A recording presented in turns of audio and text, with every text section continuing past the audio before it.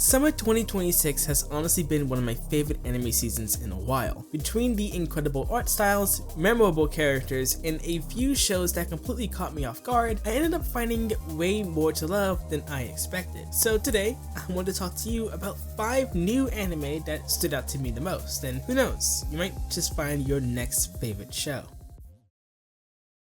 Ghost in the Shell is one of those franchises that's been around for decades, and if you're anything like I was, it can feel almost impossible to know where to start. Between the movies, standalone complex OIs, SAAC 2045, there's a lot, and not to mention many of them are anime originals. That's actually one of the reasons why this new adaptation caught my attention. Instead of continuing the previous anime timeline, it's adapting the original manga from the beginning. So if you've always wanted to get into Ghost in the Shell but never knew where to start, this feels like a pretty approachable place to jump in. But the fresh starting point isn't the only thing that caught my attention. The visuals immediately stood out to me. Science Sorrow, the coat, has brought the look, feel, and atmosphere of the original manga to life beautifully. It's really cool to see that late 80s art style reimagined with the fluid animation we have today, while also preserving the bold colors that makes its dark cyberpunk world stand out.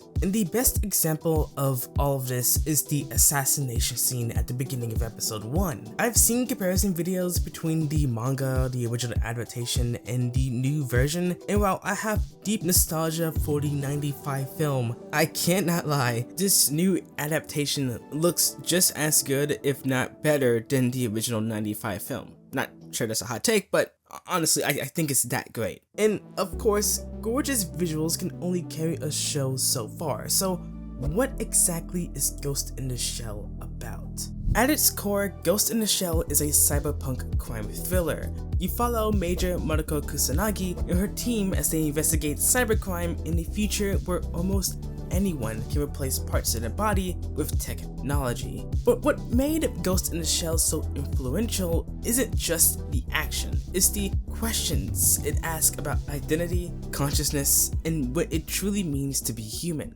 One of the best early examples of this comes from a garbage collector whose cyberbrain had been hacked. Entire memories have been planted inside his mind, causing him to believe he had a family and a life that never actually existed. But even though those memories are fake, the emotions they created are completely real to him, and that raises a pretty unsettling question. If our memories help shape who we are, what happens when those memories can be edited or completely fabricated like files on a computer? That's what makes the technology in Ghost in the Shell so terrifying and yet kinda interesting. Losing control of your cybernetic body is one thing, but in this world, someone can invade your mind and rewrite the person you believe yourself to be. And honestly, I think those themes and questions are even more relevant today than they were when the original manga released back in 1989. While we're obviously nowhere near the world of 2029 that Ghost in the Shell imagines, we're closer than we've ever been, with AI becoming more advanced every year and technology becoming a bigger part of our everyday lives. Those ideas don't feel nearly as far-fetched as they once did. That's one of the biggest reasons this adaptation caught my eye. It isn't just bringing back one of anime's most influential franchises, it feels like it's reintroducing those ideas at a time when they are more relevant than ever. So if you're looking for a great cyberpunk anime to watch, I highly suggest you give this one a shot. I feel like every year there's one anime that completely catches everyone off guard. Not because it's the biggest release of the season, nor because it has movie quality animation, but because its premise is so unbelievably ridiculous that people can't help but to check it out. We've seen it before with shows like My Dear Friend Nakutan and The 100 Girlfriends, where the concept alone is enough to get people talking, and this season, that anime is Chainsmoker Cat. They say first impressions are everything, and my first impression of the show was a clip of the main character dropping her cigarettes into a pile of poop. And instead of doing what any normal person would do, leaving them there, she comes back and picks them back up and smokes them. It was disgusting. It was stupid, and I remember thinking to myself, who would actually watch something like this? So naturally, I had to watch it. Funny thing is, I expected Chainsmoker Cat to be one of those shows where the joke gets old after 5 minutes, and don't get me wrong, the show leans heavily into crude, degenerate humor. With a premise like this, it kinda has to. But the show doesn't just use smoking as a gag, it constantly shows us the side effects of our own habits, the situations it puts her in, and how those choices affect the people around her. One scene that really sold me on this happens at the end of episode 1. Yaniko dreams that she and her sister are at a doctor's office where she is told she has cancer and has about 100 days to live. And even after hearing that, the very first thing she does is pull out a cigarette and smoke it. And when she wakes up, she immediately calls her sister and promises she's never going to smoke. She's gonna quit for good. And her sister is overjoyed, and for a moment, you actually believe her. But just before the episode ends, you hear the flick of a lighter, and the camera cuts back to Yaniko, and she's already smoking again. It's funny because how quickly she goes back on her promise, but also it's surprisingly sad. It captures something that's true for a lot of addicts. Wanting to quit and actually being able to quit are two very different things. That's what surprised me. Underneath all of this absurdity, I find the story, at least so far, seems to be more than just a cat addicted to cigarettes. To me, it feels like it's using that ridiculous premise to explore addiction, loneliness, and the feeling of drifting through life, all while making you laugh at the absurdity of it. What really kept me watching wasn't just the ridiculous premise, it was the fact that I genuinely had no idea what was going to happen next. Every episode somehow finds a way to escalate the chaos without completely losing sight of its characters. One minute you're laughing at the sheer absurdity of what's happening, and the next you're watching a surprisingly grounded interaction that makes the world feel oddly believable, despite how ridiculous it is. Like that phone call at the end of episode 1. And this also wouldn't work nearly as well without the presentation. The expressive animation, exaggerated facial expressions, and the voice acting all commit 100% to the bit. Nobody feels like they're trying too hard to be funny. They play everything completely straight, and that's exactly what makes it work. Now, we're only a couple of episodes in, so there's always a chance this show completely falls apart later, but if it can keep balancing its absurd comedy with these surprisingly thoughtful moments, I think Chainsmoker Cat could end up being one of the biggest surprises of this season. One of the things I love about every anime season is just how diverse it can be. One minute you're driving into cyberpunk philosophy and questioning what it means to be human, and the next you're watching two people bond behind a supermarket over a cigarette. With the latter being a show called Smoking Behind the Supermarket Review, and at the center of said show is Sasaki, an overworked middle-aged salaryman whose daily visits to the supermarket have become one of the only bright spots in his life, which is low-key kinda sad, but moving on. More specifically, he looks forward to seeing Yamada, the cheerful cashier whose kindness helps him momentarily forget about the stress of work.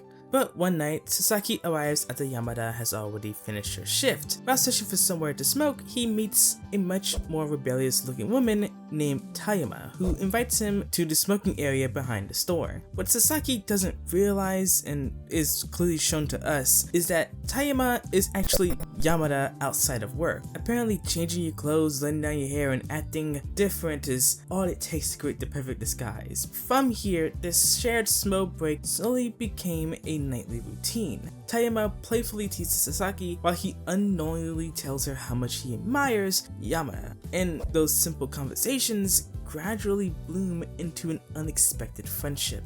It's a fun setup, but the series doesn't rely on big dramatic twists or over-the-top romance. Instead, it embraces its quieter moments, finding charm in the ordinary conversations that slowly reveal more about its characters. What really surprised me was how effortlessly their relationship develops. Nothing ever feels rushed or forced. Every conversation builds naturally on the last, and before long, you're just as excited for their next late night meeting as they are. their chemistry feels genuine because it grows through small interactions rather than grand romantic gestures. I also really appreciate that the main characters are adults. That's surprisingly rare in romance anime, and it gives the series a completely different perspective. Instead of school festivals, exams, or teenage misunderstandings, it's about two exhausted adults finding a quiet moment to escape from the stress of everyday life.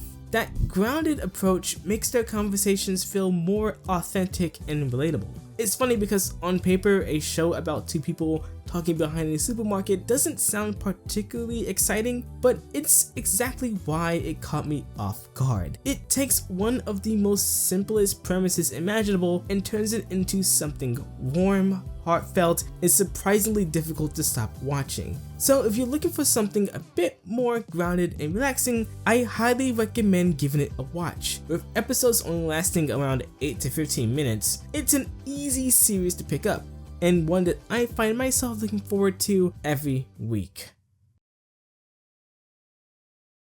Now let's change direction to Goodbye Lara, one of the biggest surprises of the season for me. Honestly, its Little Mermaid inspired premise wasn't really what caught my attention at all. It was the art style. The gorgeous retro aesthetic immediately stood out to me. But once I started watching, I became more invested in Lara and her journey than I ever expected. The story takes clear inspiration from The Little Mermaid, following Lara, a mermaid princess who falls in love with a human prince despite relationships between humans and mermaids being forbidden. Determined to be with him, she accepts a potion from a witch named Grace that allows her to become human. However, the potion comes with one condition. If Lara fails to find true love, she'll dissolve into bubbles and disappear. Unfortunately, things don't go according to plan, and that's exactly what happens. Then 200 years later, Lara suddenly awakens in Lake Biwa in modern day Japan, and upon finding out her entire family and kingdom are all gone, she blames herself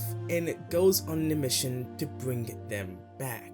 Despite being thrown into a completely unfamiliar time, she is determined to save her people by finding the true love that escaped her the first time.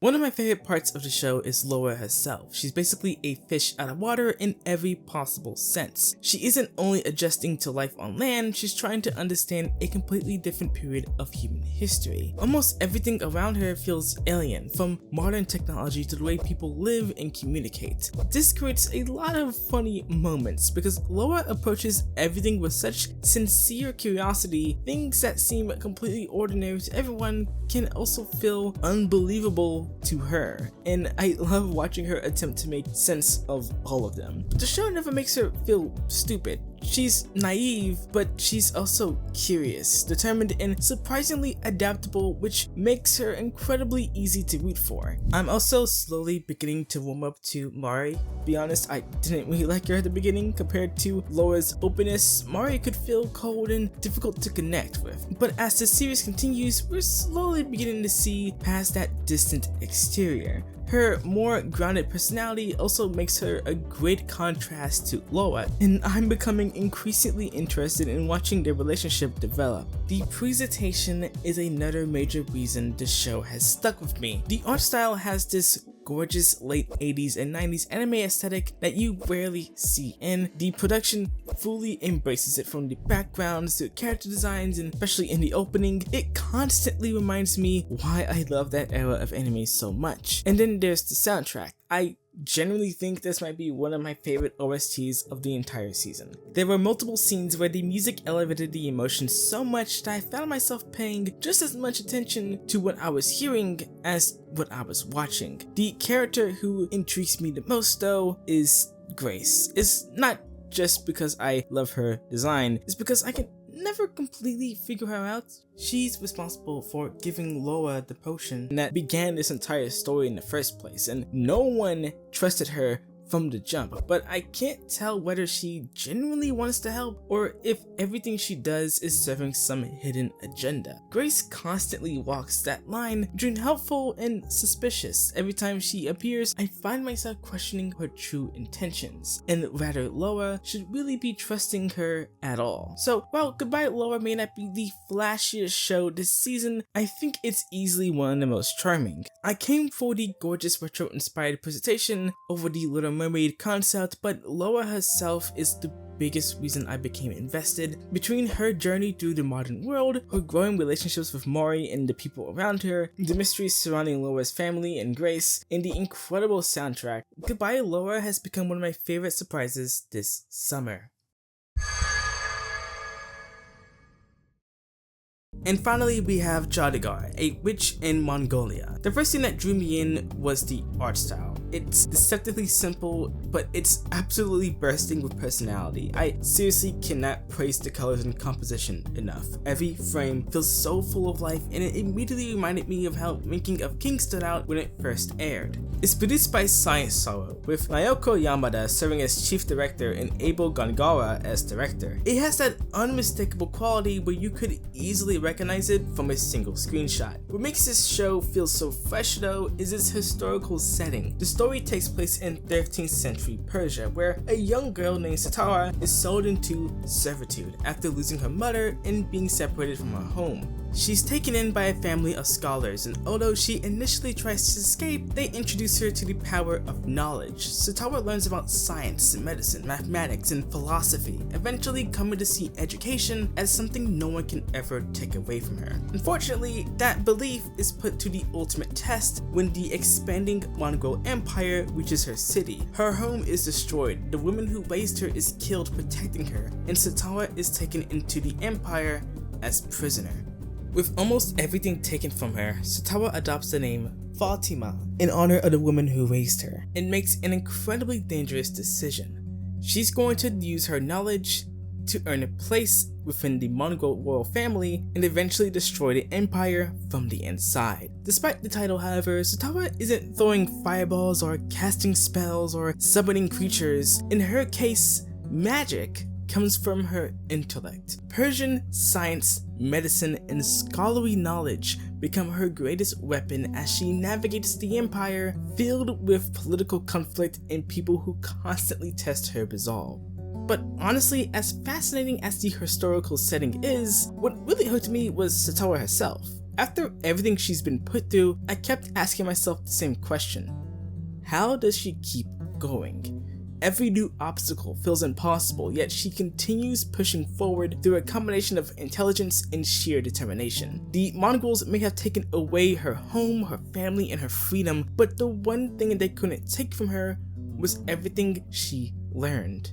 Watching her turn that knowledge into a tool for survival and potentially revenge made it incredibly easy to root for her. She isn't physically powerful, and she has almost no control over her circumstances, but she's constantly searching for the one small advantage that might keep her alive. Between its gorgeous presentation, rich historical backdrop, and a protagonist I couldn't help but to root for, Jaadugar ended up becoming one of my favorite surprises of the summer season.